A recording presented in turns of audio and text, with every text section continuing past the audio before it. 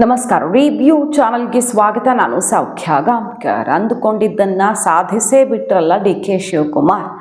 ರಾಜಕೀಯವಾಗಿ ಮತ್ತು ಅವರ ಮಹತ್ವಾಕಾಂಕ್ಷೆ ಲೆಕ್ಕಾಚಾರಗಳಲ್ಲಿ ಕೂಡ ಡಿ ಕೆ ಶಿವಕುಮಾರ್ ಎಂಥ ಹೆಜ್ಜೆಯನ್ನು ಇಟ್ಟಿದ್ದಾರೆ. ಸದ್ಯಕ್ಕಂತೂ ಡಿ ಕೆಗೆ ಬಿಗ್ ವಿನ್. ಮುಂದದ್ರ ಪರಿಣಾಮ ಕಾದು ನೋಡಬೇಕು. ಮಾಹಿತಿ ಇಡ್ತಾ ಹೋಗ್ತೀವಿ. ನೀವೇನಾದರೂ ಫಸ್ಟ್ ಟೈಮ್ ನಮ್ಮ ಚಾನಲ್ ನೋಡ್ತಾ ಇದ್ದರೆ ತಪ್ಪದೆ ನಮ್ಮ ಚಾನಲ್ನ ಸಬ್ಸ್ಕ್ರೈಬ್ ಆಗಿ, ಹಾಗೆ ಬೆಲ್ ಐಕಾನ್ ಕ್ಲಿಕ್ ಮಾಡಿದ್ರೆ ನಮ್ಮೆಲ್ಲ ವೀಡಿಯೋ ಅಪ್ಡೇಟ್ಸ್ ನೋಟಿಫಿಕೇಷನ್ಸ್ ನಿಮ್ಮನ್ನು ತಲುಪತ್ತೆ. ವೀಕ್ಷಕರೇ, ಎರಡು ಪ್ರಮುಖ ಬೆಳವಣಿಗೆಗಳನ್ನು ನೋಡಬೇಕು ನಾವು ಒಟ್ಟಿಗೆ. ಒಂದು, ರಾಜಕೀಯವಾಗಿ ಡಿ ಕೆ ಬಿಗ್ ವಿನ್ ಅಂದುಕೊಂಡಂತೆ ಸಿ ಎಂ ಆದರು. ಸಿದ್ದರಾಮಯ್ಯನವರು ಹೆಚ್ಚು ತಕರಾರು ಮಾಡದೆ ಇಳಿಯೋ ರೀತಿಯೂ ಆಯಿತು. ಎರಡನೇದಾಗಿ ಈಗ ಅವರ ಅತ್ಯಾಪ್ತರನ್ನೆಲ್ಲ ಕೈ ಬಿಟ್ಟು ಸಿದ್ದರಾಮಯ್ಯನವ್ರಿಗೆ ಹೈಕಮಾಂಡೇ ಕಡ್ಡಿ ತುಂಡು ಮಾಡ್ದಂಗೆ ಹೇಳಿದೆ, ಒಪ್ಕೊಳ್ಬೇಕಾಗಿ ಬಂದಿದೆ.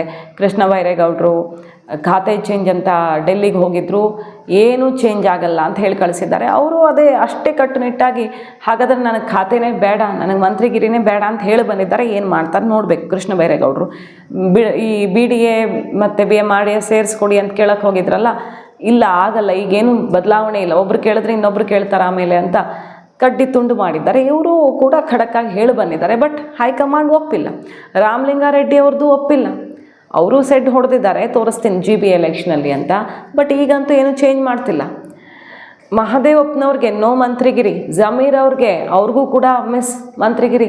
ಸಿದ್ದರಾಮಯ್ಯನವರು ಸೀನಿಯರ್ಸಿಂದ ವಿಚಾರದಲ್ಲಿ ಯಾರಿಗೂ ಕನ್ವಿನ್ಸ್ ಮಾಡೋಕ್ಕಾಗಿಲ್ಲ. ಬಸವರಾಜ ರಾಯರೆಡ್ಡಿ ಅವ್ರಿಗೂ ಕೈ ತಪ್ಪಿದೆ. ಸೊ ಡಿ ಕೆ ಶಿವಕುಮಾರ್ ಅವರು ಅಂದುಕೊಂಡಂತೆ ಯುವ ಮುಖಗಳನ್ನು ಸಂಪುಟಕ್ಕೆ ಸೇರಿಸ್ಕೊಳ್ಳೋದಕ್ಕೆ ಎರಡನೇ ಪಟ್ಟಿಯಲ್ಲೂ ಕೂಡ ತಾನಂದುಕೊಂಡ ಲೆಕ್ಕಾಚಾರದಲ್ಲಿ ಯಶಸ್ವಿಯಾಗಿದ್ದಾರೆ. ಹೈಕಮಾಂಡ್ ಈಗ ಡಿ ಕೆ ಬೆನ್ನಿಗೆ ನಿಂತಿರೋದು ಒಂದನೇ ವಿಚಾರ.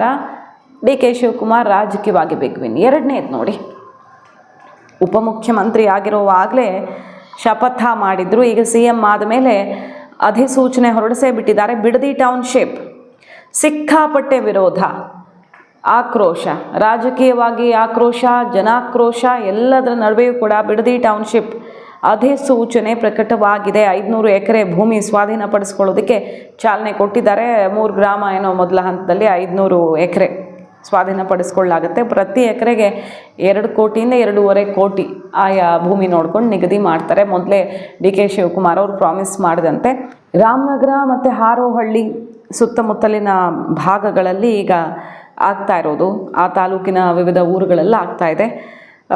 50% ಅಷ್ಟು ಅಭಿವೃದ್ಧಿಪಡಿಸಿರೋ ಭೂಮಿ ಅನ್ನೋದನ್ನು ನೋಡಬಹುದು. ಸೊ ಡಿ ಕೆ ಶಿವಕುಮಾರ್ ಅವರು Bidadi township D K Shivakumar ವಿರುದ್ಧ ಕುಮಾರಸ್ವಾಮಿ ಮುಗಿಬಿದ್ರು. ಡಿ ಕೆ ಶಿವಕುಮಾರ್ ವಿರುದ್ಧ ಸೋಷಿಯಲ್ ಮೀಡಿಯಾ ಅಭಿಯಾನ ಆಯಿತು. ರೈತರು ಬಂದರೆ ಸಿಕ್ಕಿದ್ದು ತೊಗೊಂಡು ಹೊಡಿತೀವಿ ಅಂದರು. ಏನು ಮಾಡಿದ್ರು?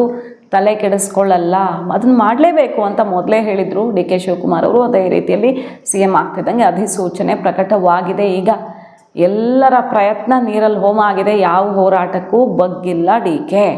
ಸರಿ, ಒಂದು ವಿಷಯ ಇಲ್ಲಿ ಖಂಡಿತ ರೈತರಿಗೆ ನೋವಿದೆ, ಎಲ್ಲ ಹೌದು. ಆದರೆ ಈ ಹೋರಾಟದಲ್ಲೂ ರಾಜಕೀಯ ಐತೆ. ರೈತರಿಗಲ್ಲಿರೋರು ಖಂಡಿತ ನೋವಾಗಿದೆ. ಅದೇ ರೀತಿ ನೋವು ರಿಂಗ್ ರೋಡ್ ಮಾಡುವಾಗ ಭೂಮಿ ಕಳ್ಕೊಂಡ್ರಲ್ಲ ಅವ್ರಿಗೂ ಆಗಿತ್ತು. ಔಟರ್ ರಿಂಗ್ ರೋಡು, ಹಲವಾರು ಅಭಿವೃದ್ಧಿ ಯೋಜನೆಗಳಲ್ಲಿ ಎಕ್ಸ್ಪ್ರೆಸ್ ವೇ, ಅವ್ರ ಪರವಾಗಿ ಯಾರು ಹೋರಾಟ ಮಾಡಿದರು? ಪ್ರತಿ ಅಭಿವೃದ್ಧಿ ಕಾಮಗಾರಿ ಆಗುವಾಗ ಇಂಥದ್ದೇನಾದರೂ ಡೆವಲಪ್ಮೆಂಟ್ ಪ್ರಾಜೆಕ್ಟ್ ಇದ್ದಾಗ, ಭೂಸ್ವಾಧೀನ ಆದಾಗ ರೈತರು ಕಳ್ಕೊಳ್ತಾರೆ, ಫಲವತ್ತಾದ ಭೂಮಿಯನ್ನೇ ಕಳ್ಕೊತಾರೆ. ಬಟ್ ಈ ಪ್ರಾಜೆಕ್ಟ್ಗೆ ಸಿಕ್ಕಾಪಟ್ಟೆ ಕಾನ್ಸಂಟ್ರೇಷನ್ನು.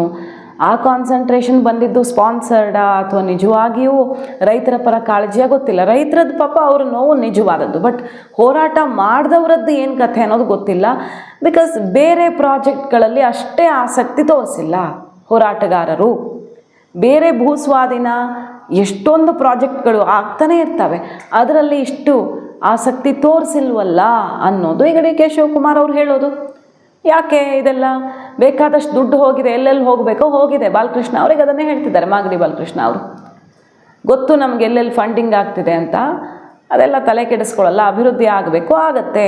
ರೈತರಿಗೆ ಡಬಲ್ ಪರಿಹಾರನೇ ಕೊಡ್ತೀವಿ ಅಂತ ಸರ್ಕಾರ ಹೇಳಿದೆ, ಅದನ್ನು ಮಾಡ್ತಿದ್ದಾರೆ. ಈಗ ಗೊತ್ತಿಲ್ಲ ಸರ್ಕಾರದ ವಿರುದ್ಧ ರೈತರ ಕೋಪ ಯಾವ ಹಂತಕ್ಕೆ ಹೋಗುತ್ತೆ, ಅಥವಾ ಈ ಪರಿಹಾರ ತಗೊಂಡು ಸುಮ್ಮನಾಗ್ತಾರ, ಪರಿಹಾರ ಹೇಳಿದಷ್ಟು ನಿಜವಾಗಿಯೂ ತಲುಪತ್ತಾ, ಅಲ್ಲಾದರೂ ನ್ಯಾಯ ಸಿಗತ್ತಾ ರೈತರಿಗೆ, ಪರಿಹಾರದ ವಿಚಾರದಲ್ಲಾದರೂ ನ್ಯಾಯ ಸಿಗತ್ತಾ, ಅದನ್ನೆಲ್ಲ ಕಾದು ನೋಡಬೇಕು. ಕೆಲವು ಕಡೆ ಎಲ್ಲ 5 ಕೋಟಿ ತನಕನೂ ಪರಿಹಾರ ಕೊಡ್ತಾರಂತೆ. ಕಾದು ನೋಡ್ಬೇಕು, ಇವೆಲ್ಲ ಬಾಯಲ್ಲಿ ಹೇಳಿದ್ದ ಏನು ಆಮೇಲೆ ಆಗಿದ್ದೇನು ಅನ್ನೋದು ಗೊತ್ತಾಗೋದು ಆವಾಗಲೇ. ಈಗ ಬಿಡದಿ ಟೌನ್ಶಿಪ್ ವಿಚಾರದಲ್ಲಿ ಬಾಲಕೃಷ್ಣ ಅವರೆಲ್ಲ ಹೇಳ್ತಿದ್ದಾರೆ, ಯತ್ನಾಳ್ ಬಂದು ಹೋರಾಟ ಮಾಡಿದ್ರೆ ಓಕೆ ಅನ್ಬೋದಪ್ಪ, ಅವ್ರಿಗೂ ಇದಕ್ಕೂ ಏನೋ ಸಂಬಂಧ ಇಲ್ಲ, ರೈತರ ಪರವಾಗಿ ಬಂದಿದ್ದಾರೆ ಅಂತ. ಬಟ್ ಕುಮಾರಸ್ವಾಮಿ ಅವ್ರು ಯಾಕೆ ಹೋರಾಟ ಮಾಡ್ತಾರಂತೆ, ಅದೇನು ಕಾಮಿಡಿ ಅಲ್ವಾ ಅಂತ ಕೇಳ್ತಿದ್ದಾರೆ ಅವರು. ತೀವ್ರ ಜಟಾಪಟಿ ಆಗ್ತಿದೆ. ಕುಮಾರಸ್ವಾಮಿ ಅವರೇ ಅಲ್ವಾ ಟೌನ್ಶಿಪ್ ಮಾಡೋದಕ್ಕೆ ಫಸ್ಟು ಹೆಜ್ಜೆ ಇಟ್ಟಿದ್ದು, ಆಸೆ ಇಟ್ಕೊಂಡಿದ್ದೇ ಅವರು. ಸೊ ಕುಮಾರಸ್ವಾಮಿ ಅವ್ರು ಯಾಕೆ ಹೋರಾಟಕ್ಕೆ ಬರ್ತಾರೆ, ಇವರೇ ಆರಂಭ ಮಾಡಿದ್ದು. ಇವ್ರು ಅದಕ್ಕೆ ಅಡಿಗಲ್ ಹಾಕಿರಲಿಲ್ಲ ಅಂದರೆ ಪ್ರಾರಂಭನೇ ಆಗ್ತಿರ್ಲಿಲ್ಲ. ಟೌನ್ಶಿಪ್ ಆರಂಭ ಮಾಡೋ ಕ್ರೆಡಿಟ್ಟೇ ಕುಮಾರಸ್ವಾಮಿ ಅವ್ರದ್ದು. ಅದು ಹೆಂಗೆ ಹೋರಾಟ ಮಾಡ್ತಾರೆ ಇವರು. 2018ರಲ್ಲಿ ಮುಖ್ಯಮಂತ್ರಿ ಯಾರಾಗಿದ್ದರು, ದೇವೇಗೌಡರು ಸಿದ್ದರಾಮಯ್ಯನವ್ರಿಗೆ ಮನವಿ ಮಾಡ್ತೀನಿ ಅಂತಾರಲ್ಲ, ಅವ್ರ ಮಗ CM ಆಗಿದ್ದಾಗ ಮಗನಿಗೆ ಯಾಕೆ ಮನವಿ ಮಾಡಿಲ್ಲ ಇವರು. ಅಲ್ಲೆಲ್ಲ ಪರ ವಿರೋಧ ಇದ್ದೇ ಇರುತ್ತೆ. ಸಮಾಧಾನ ಮಾಡ್ತೀವಿ, ಅರ್ಥ ಮಾಡಿಸ್ತೀವಿ, ಬಟ್ ಕೆಲಸ ಅಂತೂ ಕೈ ಬಿಡೋಕ್ಕೆ ಸಾಧ್ಯನೇ ಇಲ್ಲ, ಹೆಜ್ಜೆ ಹಿಂದಿಡೋಕ್ಕೆ ಸಾಧ್ಯವೇ ಇಲ್ಲ ಅಂತ ಘೋಷಣೆ ಆಗಿದೆ. ಸೊ ಹೋರಾಟಕ್ಕೆ ಇಲ್ಲಿ ಹಿನ್ನಡೆಯಾಗಿದೆ. ರೈತರಿಗೆ ಸಂಕಷ್ಟ ಅದರಲ್ಲಿ ಎರಡನೇ ಮಾತೇ ಇಲ್ಲ. ಪ್ರತಿ ಅಭಿವೃದ್ಧಿ ಕಾಮಗಾರಿಯಲ್ಲೂ ಕೂಡ ರೈತರು ಬಲಿಪಶುಗಳಾಗ್ತಾನೇ ಇದ್ದಾರೆ. ಅವ್ರಿಗೆ ಸರಿಯಾದ ರೀತಿಯಲ್ಲಿ ಪರಿಹಾರ ಅಂತೂ ಸಿಗಲ್ಲ. ಬಟ್ ಅದರ ಲಾಭ ಮಧ್ಯದಲ್ಲಿ ಯಾರ್ಯಾರು ಪಡ್ಕೊಂಡು ಹೋಗಿರ್ತಾರೆ ಗೊತ್ತಿಲ್ಲ. ನೋಡಿ ಏನೇನಾಗುತ್ತೆ ಈ ಬಿಡದಿ ಟೌನ್ಶಿಪ್ ಅಂದರೆ ಇಲ್ಲಿ ಏನಾಗುತ್ತೆ ಅನ್ನೋದನ್ನು ಅರ್ಥ ಮಾಡ್ಕೊಳ್ಳೋಣ. ಇಲ್ಲಿ AICT ಮಾಡೋಕೆ ಹೊರಟಿದ್ದಾರೆ. ಒಟ್ಟು 35 ಗ್ರಾಮಗಳನ್ನು ಒಳಗೊಂಡಂತೆ ಈ ಕಾಮಗಾರಿ ಆಗ್ತಾ ಇದೆ. AICT ನಿರ್ಮಾಣ ಆಗುತ್ತೆ. ಮೊದಲ ಬಾರಿಗೆ AICT ನಿರ್ಮಾಣಕ್ಕೆ ಸರ್ಕಾರ ಪ್ಲ್ಯಾನ್ ಮಾಡಿರೋದು. 1000 ಎಕರೆ ಭೂಸ್ವಾಧೀನ ಮಾಡ್ಕೊಳ್ಳುತ್ತೆ ಈ ಒಂದು ಪ್ರಾಜೆಕ್ಟ್ಗೆ ಸಂಬಂಧಪಟ್ಟಂತೆ. DK ಶಿವಕುಮಾರ್ ಅವರು ಇದೊಂದು ಪ್ರಾಜೆಕ್ಟ್ ಆಗಿಬಿಟ್ರೆ ಬೆಂಗಳೂರು ಸುತ್ತಮುತ್ತ ಕಂಪ್ಲೀಟ್ ಚೇಂಜ್ ಆಗುತ್ತೆ ಅಂತ ಕನಸ್ಕೊಂಡಿದ್ದಾರೆ.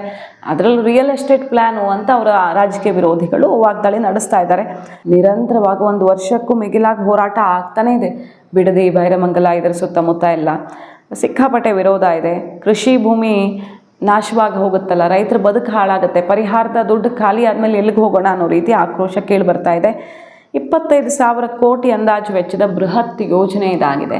ಸೊ ಈ ಮೂಲಕ ಖಂಡಿತ ಅಲ್ಲಿನವ್ರಿಗೂ ಅನುಕೂಲ ಆಗುತ್ತೆ. ಸುತ್ತಮುತ್ತ ಬೆಲೆ ಏರಿಕೆ, ರಿಯಲ್ ಎಸ್ಟೇಟ್ಗೆ ಸಂಬಂಧಪಟ್ಟಂತೆ ಸಿಕ್ಕಾಪಟ್ಟೆ ದೊಡ್ಡ ಮಟ್ಟದಲ್ಲಿ ಬದಲಾವಣೆ ಆಗುತ್ತೆ, ಜಾಬ್ ಕ್ರಿಯೇಷನ್ ಆಗುತ್ತೆ ಅನ್ನೋದೆಲ್ಲ DK ಶಿವಕುಮಾರ್ ಅವರು ವಾದ. ಇದನ್ನು ಮಾಡೇ ತೀರ್ತೀವಿ ಅನ್ನೋದು. ಟೌನ್ಶಿಪ್ ಏನು ಮಾಡಿ ದೊಡ್ಡದಾಗಿ ಇವರು ಕಟ್ಟೆ ಹಾಕೋಕೆ ಹೊರಟಿದ್ದಾರೆ ಕಡ್ದು. ಬೆಂಗಳೂರಲ್ಲಿ ಮಾಡಿ ತೋರಿಸ್ಲಿ ಅದನ್ನು ಅಂತ BJP ಸವಾಲು ಹಾಕಿದೆ. ಅದೇನಾದರೂ ಇರಲಿ, ರಾಜಕೀಯ ಜಟಾಪಟಿಗಳೇನಾದರೂ ಇರಲಿ, DK ಶಿವಕುಮಾರ್ ಅವರು ತಾನು ಹೇಳಿದ್ದನ್ನು, ತಾನು ಅಂದುಕೊಂಡಿದ್ದನ್ನು ಪ್ರತಿಯೊಂದನ್ನು ಮಾಡ್ಕೊಂಡು ಬರ್ತಿದ್ದಾರೆ. ರಾಜಕೀಯವಾಗಿ ಅವರ ವಿರೋಧಿಗಳು ನೋಡಿ ಯಾರ್ಯಾರಿದ್ರಲ್ಲ ಅವರೆಲ್ರಿಗೂ ಈಗ ಗೇಟ್ ಪಾಸ್.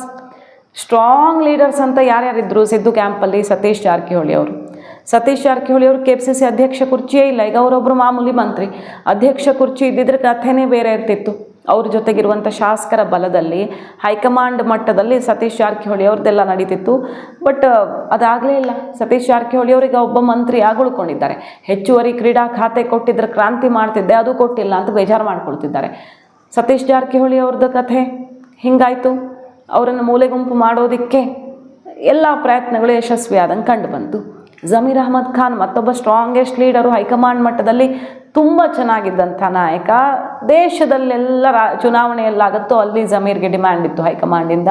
ಈಗ ಜಮೀರ್ಗೆ ಗೇಟ್ ಪಾಸ್, ಅವ್ರಿಗೆ ಮಂತ್ರಿಗಿರಿ ಸಿಗೋದು ಕೂಡ 99.9% ಅನುಮಾನ. ಈಗ ಫೈನಲ್ ನೋಟಿಫಿಕೇಶನ್ ಆಗಿದೆ.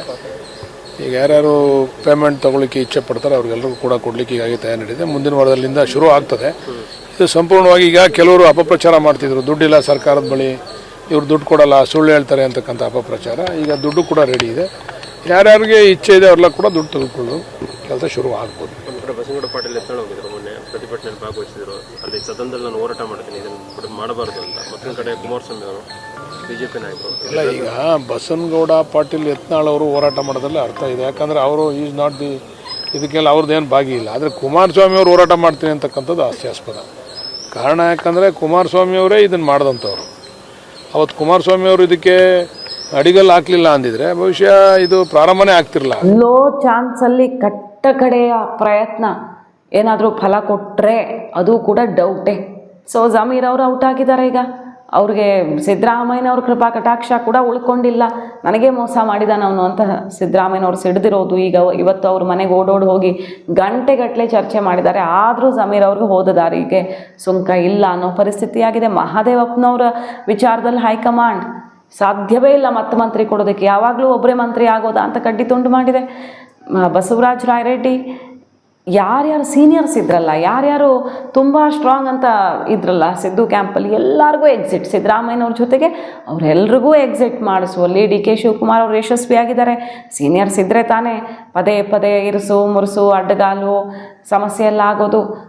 ಎಲ್ಲ ಲೆಕ್ಕಾಚಾರನೂ ಪಕ್ಕಾ ಮಾಡ್ಕೊಂಡಿದ್ದಾರೆ. ಈಗ ಡಿ ಕೆ ಶಿವಕುಮಾರ್ ಸದ್ಯಕ್ಕಂತೂ ಪಾಸ್.